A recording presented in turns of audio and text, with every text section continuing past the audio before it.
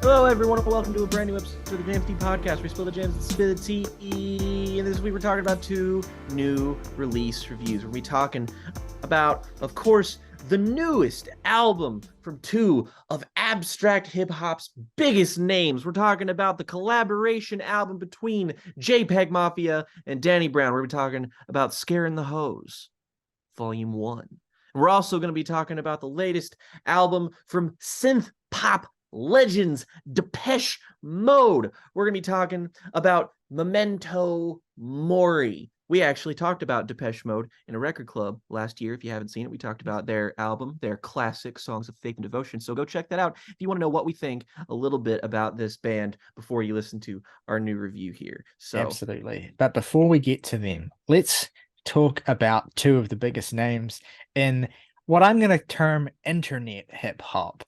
You can call it abstract hip hop, you can call it experimental hip hop. I'm just going to call it internet hip hop. It doesn't have at all the same ring to it, but there's something of it that is more truthful. Look, JPEGMAFIA and Danny Brown, I mean, JPEGMAFIA especially, who is essentially the kingpin and the kind of main creative force behind this project. I mean, Danny Brown absolutely brings his Danny Brown to the album, but he is the featured artist, and the co-collaborator. JPEGMAFIA is the creative director, and he is one of the most prolific and ever-present, some might say omnipresent, artists in the internet world of, alternative music, hip-hop, all that jazz. If you are dwelling in those spaces, it's very difficult to go very long without hearing about JPEGMAFIA or being told to listen to a JPEGMAFIA album. And we did, in fact, review his most recent solo full-length LP back in 2021, an album that I enjoyed very much. In fact, an album that may have even grown on me over time as well, which I'm pleased to say, because I've always had a bit of a weird relationship with JPEGMAFIA's music. I mean, in the context of a lot of these internet hip hop acts, other acts, including, like Injury Reserve, for instance, or Tyler, the Creator. A lot of the comparisons that JPEGMAFIA gets and that I know he's bothered by, but I don't think is completely undue, is Death Grips, which is certainly the predecessor to this very online, experimental kind of left of the dial hip hop that's very ubiquitous in terms of its sound. Yeah, so a lot of artists in that space, and look, I like each of those artists to varying extents. And JPEGMAFIA is always one who, again, I think my thing with JPEGMAFIA is I kind of enjoy him or appreciate him best as a personality. And he's also really, really great at production, making really, really off the wall, crazy, effervescent, bizarre beats. And then as a rapper, he's good. He's very talented. He has a lot of skill, and he's able to fit into pockets on these really off the wall, bizarro beats that he constructs pretty well. He does that especially well on his breakthrough album 2016's Veteran, which is such a landmark for internet hip hop in so many ways as well. One of the key moments where that whole thing kind of started fully extending beyond, just Death Grips essentially into a new generation of voices that were coming out in the wake of that. And so we have had a string of projects since then, all of which have been received rapturously. Like JPEGMAFIA is, beloved by internet music consumers, particularly of the Zoomer generation, like us, who consume a lot of that music, who exist within the spaces where that music exists, is disseminated, and is most often discussed. JPEGMAFIA is kind of a god. And so it is important. It's a moment whenever he releases a full-length project, especially when he releases a full-length project with Mr. Danny Brown, who came up and rose to prominence in the blog era as this kind of alternative hip-hop voice with records like The Hybrid and particularly his breakthrough Triple X, to his full superstardom era with 2013's Old, to his, artistic reckoning with the masterwork of Atrocity Exhibition, and everything that he's done since. Like Danny Brown, back in 2011, 2012, like the most underground rappers that were breaking through in the blog sphere were all saying, Danny Brown is the most talented MC working today. And so there was so much hype around Danny Brown, long before there was hype around JPEGMAFIA, long before JPEGMAFIA was even making music. And so for these two figures to be collaborating on a full-length record, I mean, we live in an era where, new projects and collaborations and all kinds of things just happen like that. They exist, they come into existence, they're easily disseminated. It's all so normalized now. But actually, to take a step back and actually appreciate how much of a reckoning, how much of a kind of full circle moment it is to have JPEG Mafia and Danny Brown together making a collaborative record. It's a huge thing. I mean, especially for Danny as well, who hasn't been able to put out music since 2019's underrated and fantastic. You know what I'm saying? He's an artist who, there's a whole thing in the news this week with him about having finished his album 2 years ago, but having it being held up in record label and management hell, which I don't envy him for. He's obviously an artist who has a lot of creativity, a huge creative drive, and is someone who's just spellbinding to listen to for the most part. Jake, I want to hear from you before I get into how I feel about this new record and how I think it lives up to the hype, because my feelings are complicated, and I know that you are broadly closer to the consensus on this. So I think it would be really beneficial to hear from you about what your expectations were, overall thoughts on this record. How did you take it in? How did you experience it? And what do you think of this very heavily hyped collaboration? I'm kind of bridging a particular gap here that's awkward, in that I definitely do fall closer to the consensus and that I enjoy this album a fair bit. In fact, I really like this album a lot. That said, as funny as it is that I think that we're people who we tend to have our opinions line up. And this is the closest I think we've gotten where it's just the two of us, where we've come the closest to disagreeing. And yet I still, from a broad perspective, find myself slightly closer to you than I do most people, in that I do really enjoy this collaboration, but there are several aspects of it that hold me back from fully getting on board and embracing it in the way that a lot of people have. And a lot of my things aren't even criticisms. It's really just kind of broad assessments that tell you how you will feel about something, regardless of how skillfully it's executed. Because when it comes to the actual artistry and the execution of the ideas on this record, I think everything is more or less about up to stuff, at least what the general public expects from these guys, is that you hear Danny Brown and JPEG Mafia collaboration in your head and you're just like, what does that even sound like?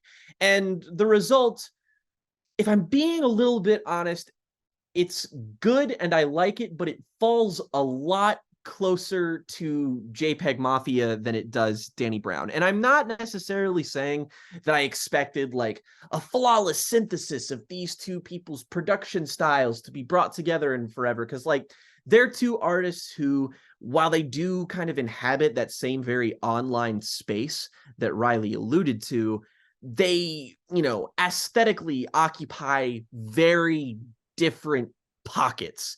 And to expect them to sort of meld these two things right out of the gate perfectly is a bit unrealistic. But I almost feel like there isn't really an attempt to do much of that, and that's fine in and of itself. But if somebody was just like, hey, I'm a fan of Danny Brown, and somebody else was like, I'm a fan of JPEG Mafia, I'm going to recommend this project to the JPEG Mafia fan far before I recommend it to the Danny Brown fan, if you get what I'm saying.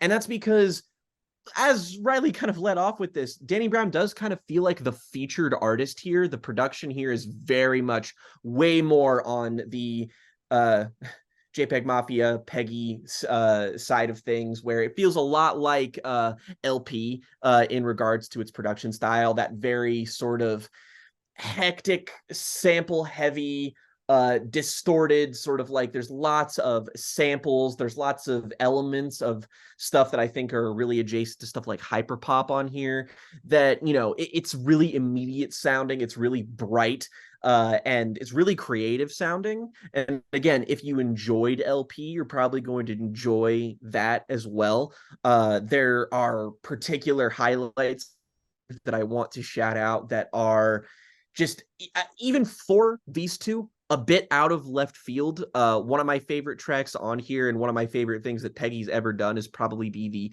lauded Kingdom Hearts key, which uses some genuinely bizarre vocal sampling and guitars that part of me wants to say that this might be like a J-pop song sample, and it's just kind of weird and warped in the exact kind of way that you would want JPEG Mafia to do something like that. And it's a very interesting sonic idea that I feel like is explored very well. It's kind of this album at its most effective.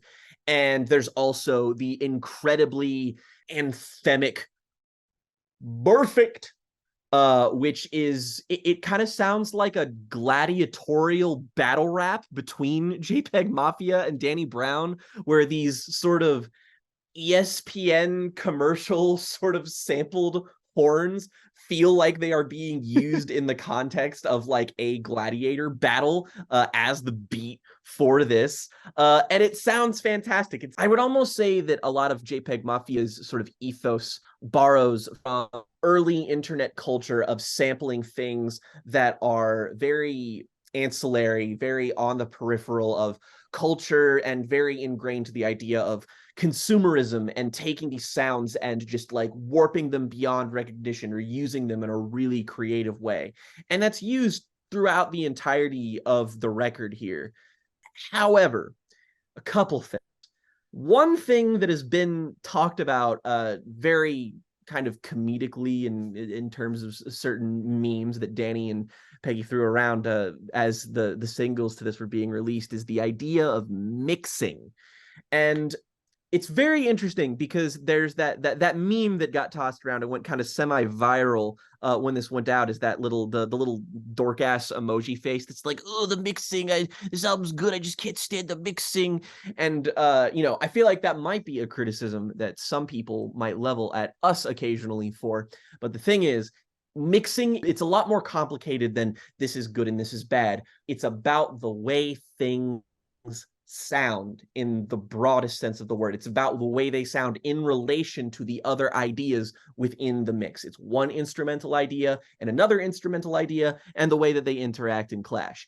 And very, very often on this album, as loath as I am to say, the mixing is a bit troublesome, particularly when it comes to the interaction between Danny Brown and JPEG Mafia's vocals. It very much feels like, and that this is primarily a JPEG Mafia project, he is mixing it for his vocal style. Danny Brown, for as good of an MC as he is, and for as confident of a pocket as he does find in these mixes throughout most of this album, there are moments where it feels very inconsistent to me. There are songs like the single Lean Beef Patty, for instance, where the roughness of his vocal integration into the track, I get that this might be a more aesthetic choice of just trying to approximate the kind of hazy digital gook that this kind of stuff occupies and is adjacent to. But to me, as someone who wants to hear Danny Brown's presence on this project, as someone who wants to hear the alchemy between these two artists be shown off and displayed, I am left feeling a little bit cold occasionally by how it is implemented. I feel like it could be done a little bit more confidently. There does feel like an attempt to sort of skirt the ideas of production, maestros like Mad Lib on occasion. I feel like there's a lot of that, in at least spiritually speaking, and you do feel that. But the thing is that Mad Lib, to me, is a guy who's really able to synthesize his sort of creative partnerships a little bit more effectively. And I feel like he's able to, he works as well with Freddie Gibbs as he does with MF Doom. And I feel like JPEG Mafia is for sure somebody who is still really great at utilizing his very specific skill set, and maybe isn't as great with Danny Brown's. And I feel like that's no better epitomized by the fact that they actually, on an interlude track on this record, evoke Run the Jewels, the partnership between LP and Killer Mike. And honestly, this project reminds me a lot of the first Run the Jewels album in more respects than just it being evoked superficially, in that I do feel like, separately speaking, LP's strengths and Killer Mike's strengths on that record are pretty solidly honed. You get what, kind of get what it says on the tin. But when it comes to, again, the alchemy, the essential way that these two artists come together, I don't really feel like the full potential is being realized here. I feel like the interplay, the way that these people could play off of each other, it really isn't utilized on this album very much at all, honestly. It really, really feels like these guys are in their own lane and they just kind of happen to appear on these tracks. There's a distinct lack of synergy on here that I feel like could be elaborated upon. This is a volume 1. Perhaps we could get more of that in a volume 2. I do really think that both of these guys can collaborate to a higher caliber than they are here. Let's talk about hip hop duos. All right. Because the hip hop duo is an interesting artifact, and they evoke, you've said it yourself, they evoke Run the Jewels on this record, kind of as a way of sort of, I think, getting ahead of that obvious comparison, but also, whether intentionally or not, sort of highlighting it. But Run the Jewels aren't the only, other massive hip hop duo. I mean, duos have been a huge thing since the golden age of hip hop in the late 80s, right? Eric B and Rakim, for instance, right?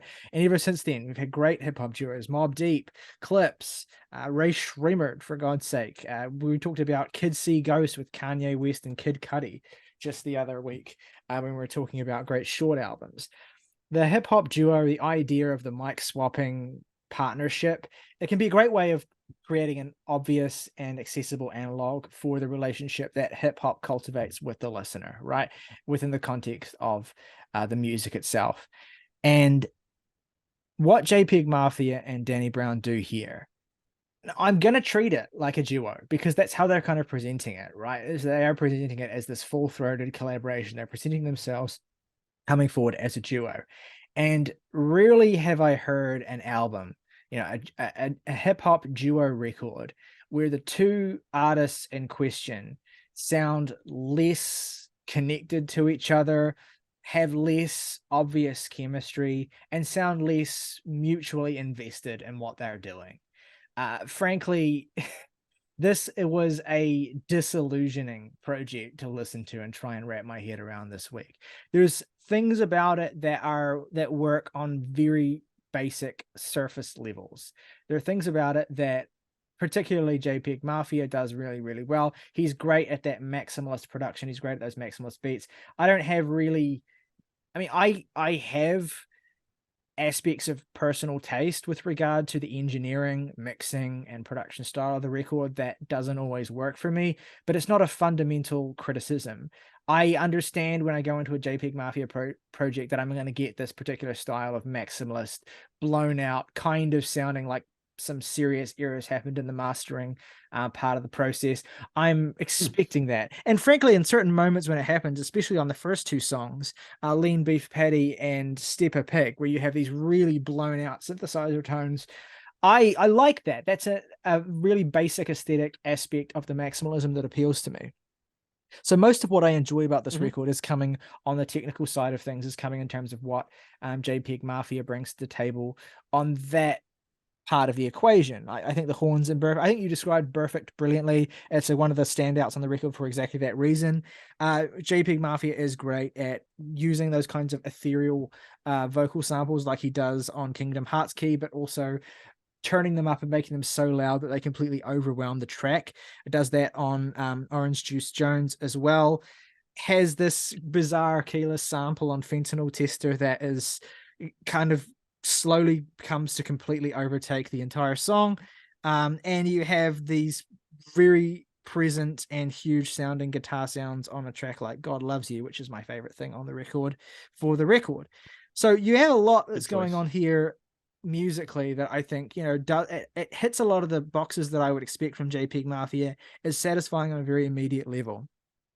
So I think, not everything works in that respect for me. I'm not seeing the appeal of the title track, which a lot of people seem to love. To me, the whole distorted kind of free jazzy horn sample thing feels a little bit played out and just isn't all that compelling here to me, and not much is done with it that I find all that captivating. And I think the string of songs, basically the last song I like actually, but the string of tracks from Run the Jewels through Jack Harlow, Combo Mule, and Heaven on Earth, musically nor lyrically do any of them really do much for me.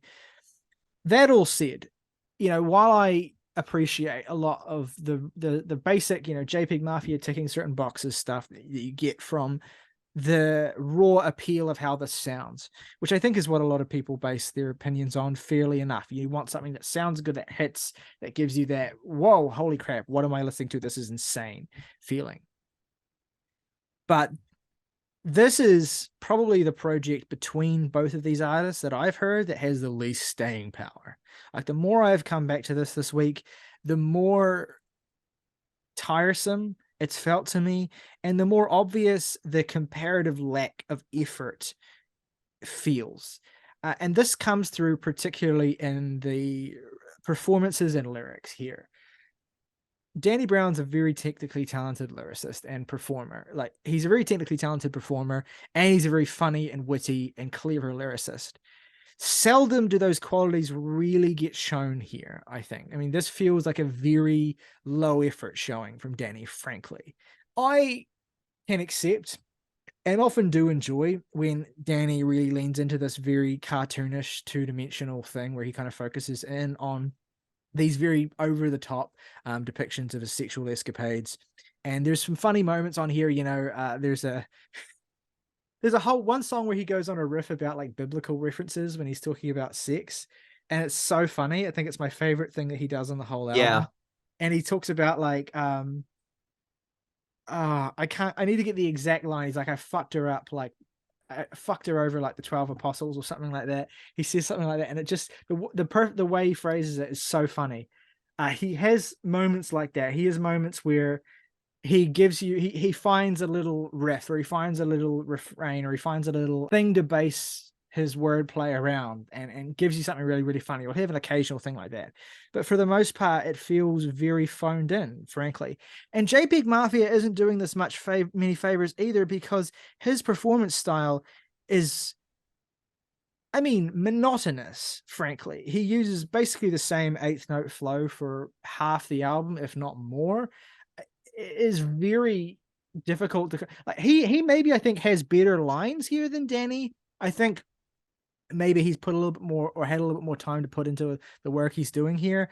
And he has some of the more memorable and funnier like allusions. He does that typical thing, lots of Twitter references, lots of very hyper online and very current things that are tying it to the very present era that won't age very well when you revisit this in a couple of years. But kind of, that's the trade-off that JPEG accepts when he makes these very current references.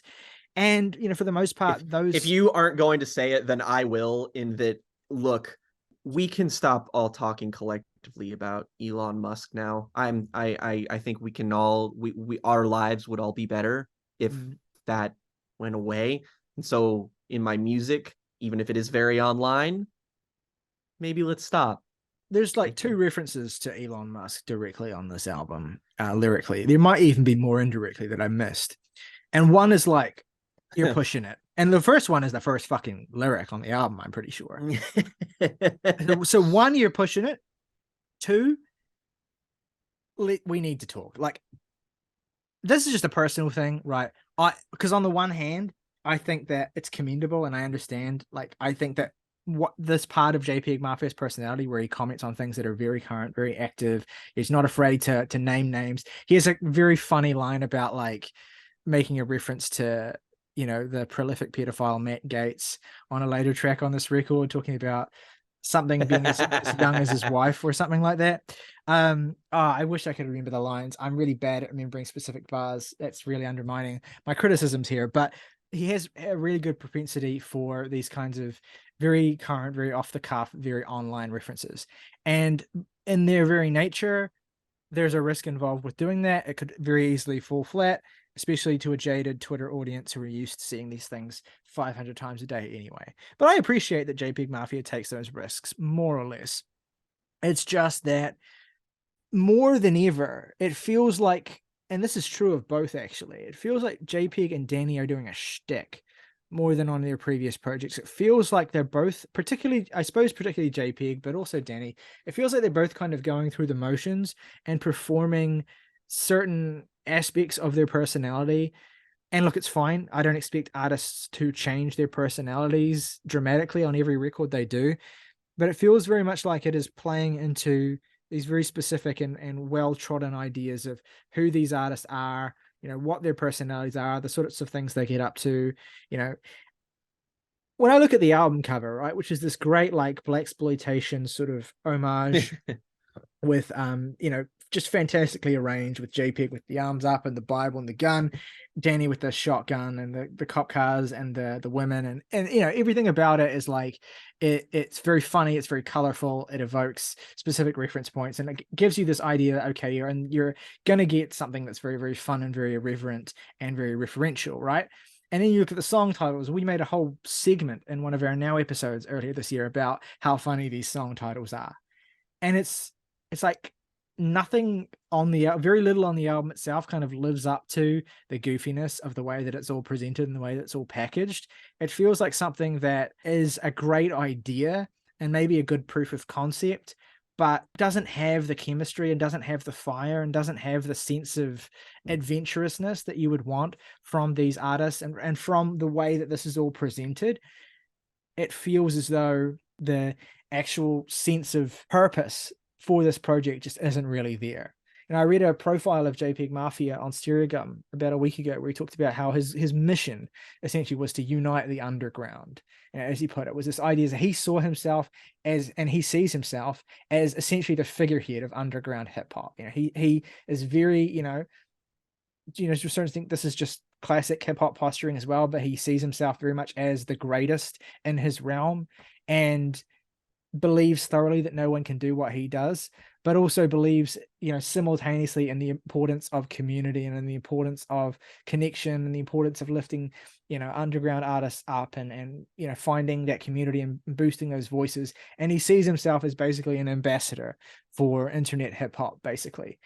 And, and I think that's admirable in some ways, but I also think that maybe as a byproduct of that, and as of seeing this project as a part of his mission to unite the underground, being so focused on the bigger picture, he may be losing sight a little bit of the finer details of the things that he's doing in that pursuit, basically. I think that the idea of this is a lot more exciting than the end product. I think that the best things about it are things that are very easy to discover and appreciate superficially and are maybe more fun to talk about on Twitter, to post as lyric cards, or to rave about and rate your music comment boxes than they are to sustain an album. And that's basically where I am with it. Again, and I say this as someone who enjoys this a fair deal more than Riley, it feels like the music is the part of this project that matters the least. And I know that some people will just be like, well, what are you talking about? And it's like, when we inhabit online spaces, an album is so much more than just its music. Like, there are so many other aspects of it that get embodied as, these ideas. Like, we live in the culture of memes, and that like these things are there's so many different peripheral things about music now that can be consumed and shared and examined and talked about. And when it comes to it feels like this album is very little more than its aesthetics to me. It feels like all of these songs, I don't know how to explain it, but it almost feels like I could have gotten a completely different album than the album we've got, and it would have been the same in terms of how people received it. The way that it feels like the production, the lyrics, all of it is good. It meets a certain quota and it is enjoyable, but it feels like there isn't a lot of singularity behind it. It doesn't feel like there's a whole lot of intent, and I feel like that longevity is going to have its limits. All right, well, let's go into our favorite tracks and ratings then for Scaring the Hose by JPEGMAFIA and Danny Brown. Jake, why don't you go first? Kingdom Hearts Key. And I'll also say God Loves You, another great song on here. And I'll give it a effusive but light 7 out of 10. I do really enjoy it, but at the same time, I wish I was capable of getting more out of it. Whatever. My three favorite tracks are Step a Pig, Kingdom Hearts Key, and God Loves You. My least favorite is actually the title track, which I, enjoy less and less. For two people so online, so current, so up to the day, to build a hook around the aux cord, right? Like, come on, we're Bluetooth now, bitch. I'm giving the album a 5 out of 10. Okay, with that out of the way, let's move into our second review of the day, which is talking about the new album from Depeche Mode, Memento Mori. Memento Mori is the 15th album from legendary synth pop act Depeche Mode. They've been around since the very early 80s. They became a fixture of late 80s synth pop and industrial tinged synth pop through into the 90s as well, particularly with their legendary album Violator, one of the classic pop records of all time. They have been steadily plugging along ever since then as well, with a string of late career efforts that range from, moderately underwhelming to a lot better than you would expect from an act that is comprised of men who've essentially been through a shit ton of a lot. Drug abuse and tragedy have befallen Depeche Mode more times than one would care to mention over the 40 years that they've existed as a band. And the fact that they are still together and they're still making music is a testament to, the raw connective power of what they do and of their artistry. Even though Depeche Mode's late career work, particularly their last two efforts with Delta Machine and Spirit, being two of their weakest records, I would say, they seemed firmly established as a pure legacy act, like someone who you wouldn't necessarily come to for new music, but you would welcome the excuse that comes with new music to revisit the old stuff and remember why they are one of the greatest to ever do it. And then, of course, tragedy struck last year with the passing of Andy Fletcher, one of the core members of the trio. I mean, essentially, Depeche Mode, though they have welcomed and utilized the skills of many additional people over the years, have always been a core trio of Dave Gahan, Martin Gore, and Andy Fletcher. So losing Fletch last year was a huge blow. We discussed the importance of Fletch to the band and, of course, mourned and celebrated his great work last year when we did a record club on my favorite Depeche Mode album, which is 1993 Songs of Faith and Devotion. Go and check that out if that appeals to you. It's a great conversation about an album that I think is phenomenal to this day. And it really can't be overstated how devastating of a loss Fletch is. Even though Depeche Mode seemed to be, at this point in the career where they weren't exactly energized to make music all that frequently, nor was that music being all that welcomed in its reception. I think people still valued the presence that Depeche Mode had and the reliability of them as a legacy act releasing a new record every 5 years or so. But certainly no one would have expected, even before Fletcher's passing, for them to come through with something that feels as vital, that feels as emotionally potent and powerful, and that feels as reinvigorating for them artistically as this new album does. It is in large part a response to Fletcher's death. They had been planning to convene to record a new album. I think some music might have already been recorded or at the very least written by Martin Gore, who is the band's primary lyricist, before Fletcher's passing. But that his death was the animus essentially that drove Martin and Dave to essentially confront whether Depeche Mode were even going to continue being a band, let alone whether they were going to continue to make new music. And they ultimately decided that yes, they're going to continue being a band, and yes, they're going to continue making new music. Part of that came from the fact, I think, that Martin felt Martin had some ideas that he'd already been working with, and there was this plan to get together with Fletch as well that the three of them had. And there was this idea, I think, that the recording sessions could then be essentially a way of commemorating him, a way of celebrating his life, and a way of essentially completing the work that they had planned to start together. And, down to from the title, which of course is the famous Latin proverb, "Remember you will die," all the way to the jetback funereal presentation of this record, Andy's death hangs heavy over the entire affair. It is omnipresent through the entire thing. It's not necessarily something that Martin is constantly focused on writing about, but it is something that comes through frequently, and in particular show-stopping moments is all consuming, basically. And you can tell that this is an event, you know, as tragic and sad as this is to say, you can tell that this is kind of an event that has brought Dave and Martin closer together artistically and in terms of motivation, because there's a real synthesis to what they do here that frankly I don't think there has been on a record since 2005's admittedly fantastic Playing the Angel. They haven't really sounded as energized, as creatively excited as they do here since then, I don't think.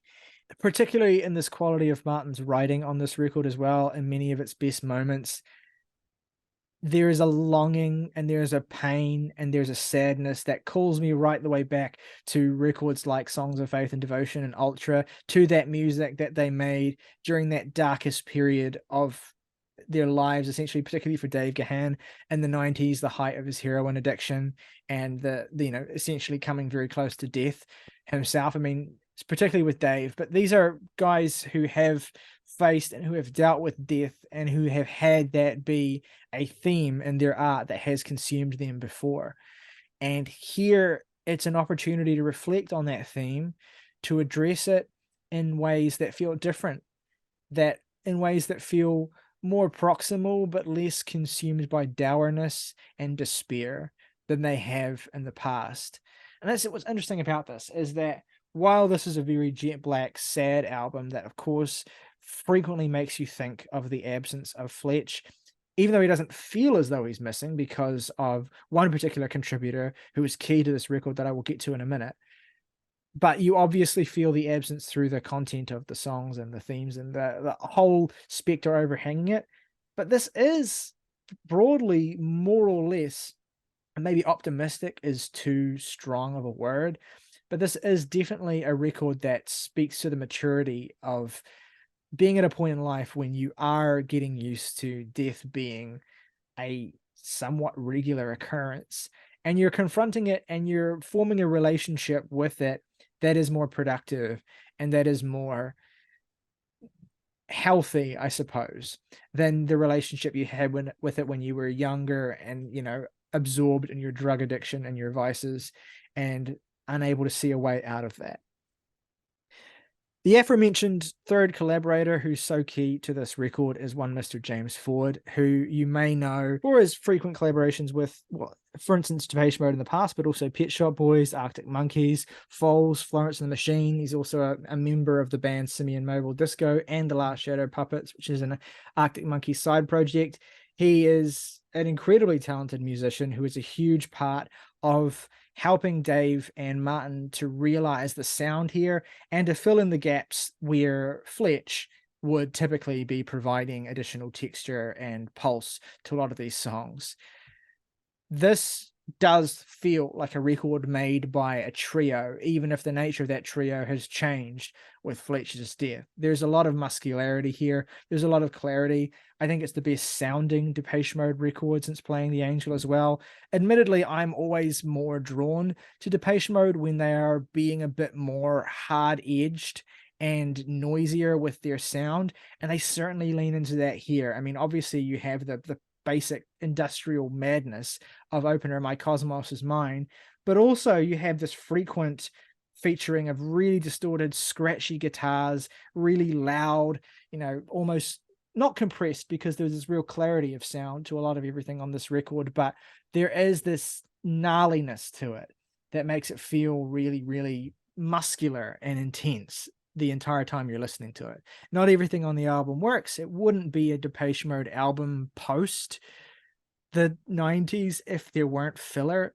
It just frankly is the way that Depeche Mode build albums. They like to put you in a space for an extended amount of time, and often a product of that is that some songs just won't be quite on the level of the best moments.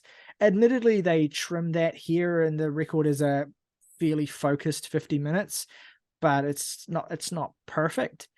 But still, the unified aesthetic here, the focus, the songcraft is so undeniable and so vital again, that I am surprised by how well this album has held up for me throughout the week. I'm surprised by how good it sounded in the first place, and I'm delighted to say that it is a thorough return to form for Depeche Mode.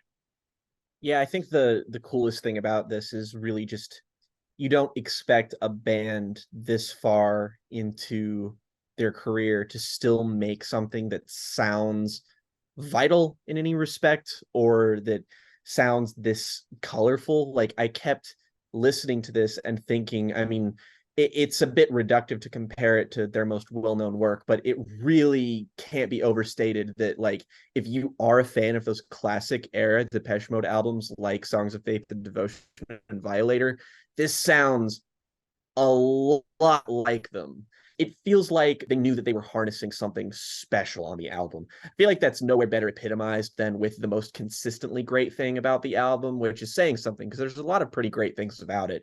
But that being Dave Gahan all over this whole thing, vocal performances are just outstanding throughout the whole thing. I mean, sure, he's maybe not like, traditionally, belting. There's nothing on here that's going to, knock your socks off quite like Condemnation or anything. But when it comes to that sort of broody, soulful croon that he often has, I feel like across this whole record, he's really, really tapping into his sort of best tendencies as a vocalist.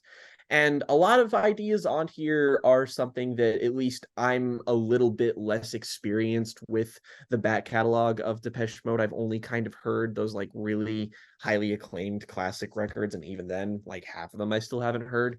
But I was actually kind of bewildered by how often the basis for comparison with me was for like the more industrial tones on here was something like Kraftwerk on songs like Carolyn's Monkey, for instance. It's like this has like tones and timbres on here that sound directly off of like Computer World or The Man Machine, You're and I you're was just kind of you're like, stealing my notes here, man. Like I thought of Kraftwerk multiple times. The two songs that particularly reminded me of Kraftwerk the most are Wagging Tongue and People Are Good. Then that is just down to the synthesizer tones, but also there's a mhm. cool melody that the synthesizer has on People Are Good that is like almost the same as one of the melodies on Trans Europe Express. So that feels like Yeah. a deliberate reference point here, and I really like that as well. I mean, the idea of German synth pop and Kraftwerk in general as a reference point for Depeche Mode is not new. I mean, when Depeche Mode came up, they were very heavily borrowing from the 70s electronic, very kind of chintzy synthesizer kit aesthetic, but it sounds so crisp and so pristine and so pure here as Mhm. well.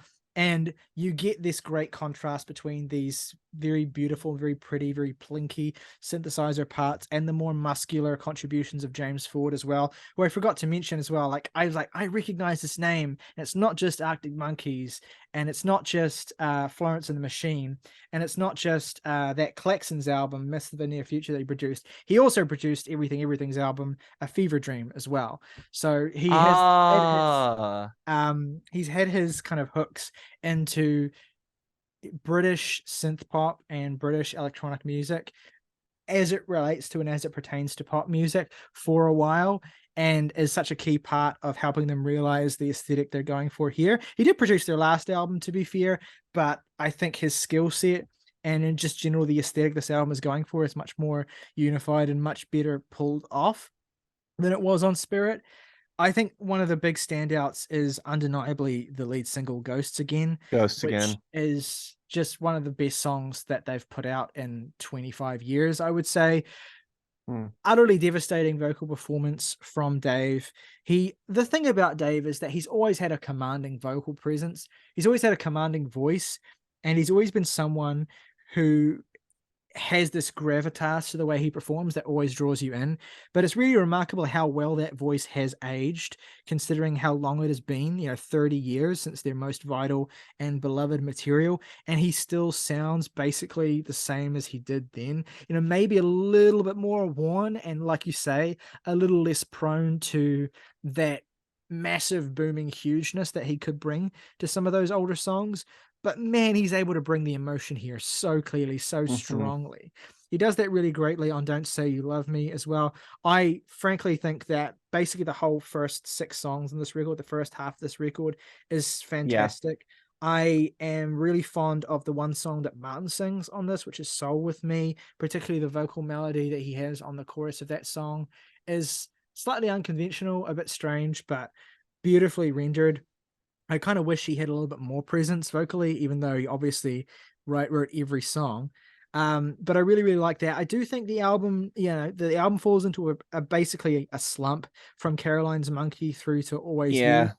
all of which are good songs. But Mhm. particularly, I think the best of them is Before We Drown, which has this kind of hugeness that it builds Yes, to absolutely. towards the final stretch. But just that run of tracks 7 through 10 is slightly less energized overall and slightly less full of what I am enjoying most about the first half of the record, but then they really find it again with those last 2 tracks. Never Let Me Go, Yes. fantastic, and then Speak to Me, which is just show-stopping, right? I think that's the best song on, narrowly, just because I do think Ghosts Again and Don't Say You Love Me are amazing, but Speak to Me is the point on the album where I feel like emotionally this is sort of the high point of the album for me. It feels like a sort of direct communion with the departed, very kind of hard not to draw the sort of, tangential connections with perhaps their fallen bandmate. But it really does kind of feel like this is the ideal closing track for a kind of Mm, mournful record like this, where it sort of mm, feels like you're sort of reaching upward into the sort of brightest moment that they kind of find on here. And mm. I'm really impressed with that kind of like final 1-2 punch of Never Let Me Go and Speak to Me, just because I broadly very much agree. I think that I think that if there is a moment on the album that loses me, it's probably People Are Good, just because I really don't care for that hook that well. It's just the It's people are good. the thing Like, is, like Martin writes has this kind of cynical attitude about social society and people that was one of the most unattractive aspects of the last 2 Depeche Mode albums, particularly Spirit.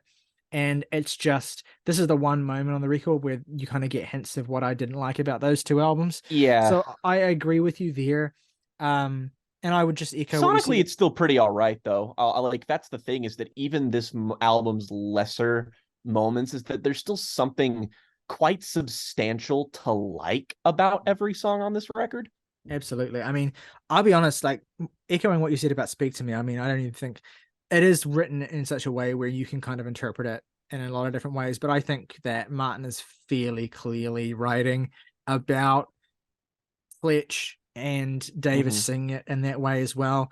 And the production of the song, the way that it kind of intensifies as it goes on, really rises with Dave's vocal performance and just ends in this place of hugely cathartic release is astonishing. I think it's their best closer since Blasphemous Rumors, frankly. And that's like, we're talking what that's like 40 years ago. Ooh. Yeah, okay, maybe Clean is a great closer, obviously on Violator, but I digress. It's just one of those they seldom have a final statement song that hits as hard as this one does. Just Mm-hmm. usually because the thing with Depeche Mode is they often exhaust a lot of that urgency in the earlier stages of the album before you get to the end. And again, I do think that this is a front-loaded record. I love the first 6 songs so much. I'm so Mm-hmm. engrossed in what the band are doing there that they can't help but Agree. it can't help but feel as though there's a little bit of a slump after that. But just Yeah. generally speaking, there is a unity to what they're doing here, and there's a sense of purpose. And again, it's not dour, really, all that much No. in the way that you might No expect more from the way dour it's than presented. Violator. No, exactly. I mean, that's the thing. We're talking relative standards here because Depeche Mode, and particularly the way Dave performs, he is kind of inherently dour and he is kind of Yeah. inherently like suffused in that gothic darkness with the way he performs. But there's so much, again, like you were saying, with those Kraftwerk synthesizers and that sense of textural diversity that comes across throughout this record as well, in songs like My Favorite Stranger and the aforementioned Wagging Tongue too. You get this brightness, you get this sense of layering and of color that comes through and gives so much animation to these tracks. You know, I think, again, I have to echo My Cosmos is Mine, one of the coolest openers they've had in a long time. Just how rawly gritty and intense and industrial that song is. You have to imagine me putting this on for the first time and hearing that and then just being like, holy shit, like these guys are back, man. Like this shit hard as nails. And I love that. I loved that. And I wasn't even disappointed that the rest of the album doesn't really do anything as kind of far out and I suppose avant-garde as that, because there's just so much assuredness to everything else on the album for the most part. And I really like this.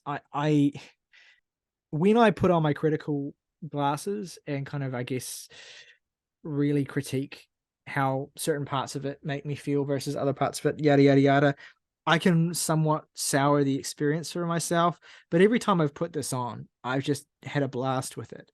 It is so, and I have to impress, like, I wouldn't have respected Depeche Mode any less had they continued in the vein they were going with their last two records, because while I don't love those albums and there are parts of them, particularly Spirit, that kind of just make my eyes roll, their continued presence has always been something I've valued, particularly as the other band that I always associate them with, just because I grew up listening to them together, New Order, have kind of become even more infrequent in their own releases. It's just nice to have that sense of continuation. And there's always been a sense of purpose to their music. I mean, I don't really think, except for maybe what was the album, except for maybe Sounds of the Universe, I think it's maybe the only album they ever put out that doesn't feel like it had a sense of purpose or a sense of like identity. Every other record they've put out felt like, you know, Depeche Mode are returning and they're asserting themselves in this way or in that way. But this is the most I've connected with an assertion like that since Playing the Angels. So yeah, I'm just stoked that this album, I like this album as much as I do. I'm stoked the album exists in the first place. I'm stoked that they have found a spark that has motivated them enough to continue the way that this has. And more than anything, I'm stoked to have a reason to talk about Depeche Mode and to celebrate one of the greatest synth pop bands of all time, and to be able to say it in a way that feels as urgent and feels as current and feels as relevant still as we can when we're talking about any other band that's, you know, come about in the last 10 years making this kind of music influenced by this. It's nice to be able to say that these basic forefathers for so much of the pop music we love today are still as vital to that landscape as, you know, the people that take up all that space deservingly. It's just great to have a new Depeche Mode record and for me to be as into it as I am. Shall we do our favorite tracks and ratings then? I'll go first this time. My three favorite tracks on this are My Cosmos is Mine, Ghosts Again, and Speak to Me. Feels like a kind of basic pick for my tastes, but those are the ones that I keep coming back to and keep blowing my fucking socks off. Least favorites is probably Caroline's Monkey. I'm going to give the album a 7 out of 10. My three favorite tracks are Ghost Again, Don't Say You Love Me, and Speak to Me. Least favorite is People Are Good.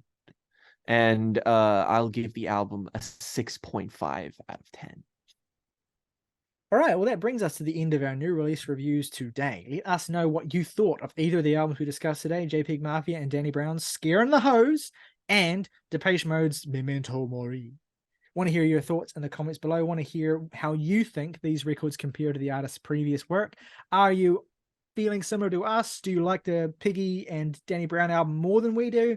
Do you like the Depeche Mode album less than we do? Or do you agree completely? Let us know in the comments below. I want to hear your thoughts, your opinions, your takes as well, especially if you think we're being unfair, because perspective is good, and it is good to have diversity. Perspective is good. If you enjoyed this video, please consider giving it a like and subscribing to the channel. If you haven't already, those things help us out a lot. If you want to go above and beyond and become a member of the Jams and Tea Podcasts family for just $1 a month by hitting the join button, you can do cool things and get cool rewards, such as If you want to recommend us some music to listen to, we will listen to your recommendation and talk about it on the show. Until next time, though, folks, rock over London, rock on Chicago, Sprite, obey your thirst.